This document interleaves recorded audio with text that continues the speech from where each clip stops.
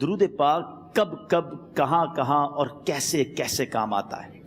ایک بہت ہی خوبصورت واقعہ، بڑا ایمان افروز واقعہ ہے جو میں آپ کے سامنے پیش کرتا ہوں۔ ایک دوست نے اپنے ایک دوسرے دوست کو قرض دیا، اور جب اس نے قرض دیا تو وہ قرض ایک بڑی اماؤنٹ تھی، 3000 دینار۔ وہ ٹائم آ گیا جب اس ٹائم وہ قرض لینے کے لیے اپنے دوست کے پاس گیا کہ بھائی مجھے میرے پیسے واپس دو، تو اس نے کہا کہ پیسے تو نہیں ہے میرے پاس، میں کولیپس ہو گیا ہوں، بزنس اب میرا ختم ہو گیا ہے، میں تمہاری رقم نہیں دے سکتا۔ اس نے ایک اور ٹائم دے دیا اسے کہ ٹھیک ہے اب اتنے دنوں کے بعد میں دے دوں گا۔ وہ ٹائم بھی گزر گیا، اور جب وہ ٹائم بھی گزر گیا تو اس کے بعد اس دوست نے کہا کہ اب تو پیسے دے دو بھائی، میرا ٹائم پورا ہو گیا ہے۔ پھر نہ دے سکا ٹائم۔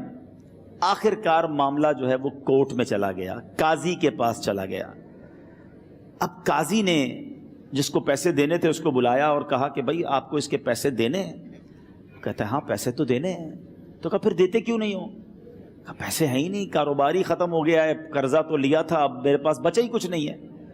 تو کہا اچھا اب یہ بتاؤ کہ کب دو گے، کیسے دو گے؟ اس نے کہا بس میرے پاس پیسے ہی نہیں ہیں۔ تو کہا اب تمہارے پاس 30 دن کا ٹائم ہے، 30 ڈیز میں یا تو اس کے پیسے لوٹا دو یا 30 دن کے بعد تمہیں قید کر دیا جائے گا۔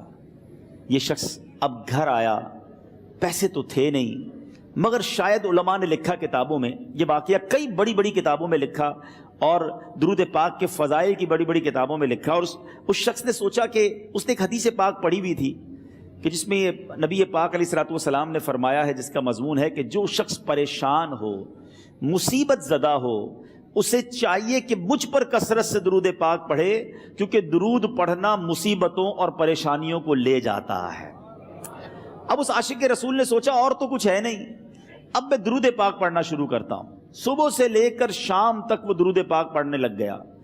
27 دن گزر گئے، only 3 days left، 3 دن باقی تھے قاضی کے پاس جانے میں۔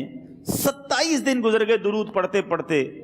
جب 28ویں رات آئی تو آنکھیں تو بند ہوئیں، مگر خواب میں اسے ایک آواز آئی، گھبراؤ نہیں، تمہارا قرضہ ادا کر دیا جائے گا، تمہارا مسئلہ سالو ہو جائے گا۔ صبح اٹھتا ہے، درود پاک پڑھ رہا ہے، مگر کہتا ہے یہ آواز سے تو مسئلہ حل نہیں ہوگا، پیغام کیا ہے اسے سمجھ نہ آیا۔ 28واں دن گزر گیا، 29ویں رات آ گئی، مگر اب آنکھیں بند ہوئیں اور قسمت جاگ اٹھی۔ نبی پاک صاحب لولاک صلی اللہ تعالی علیہ وسلم خواب میں تشریف لائے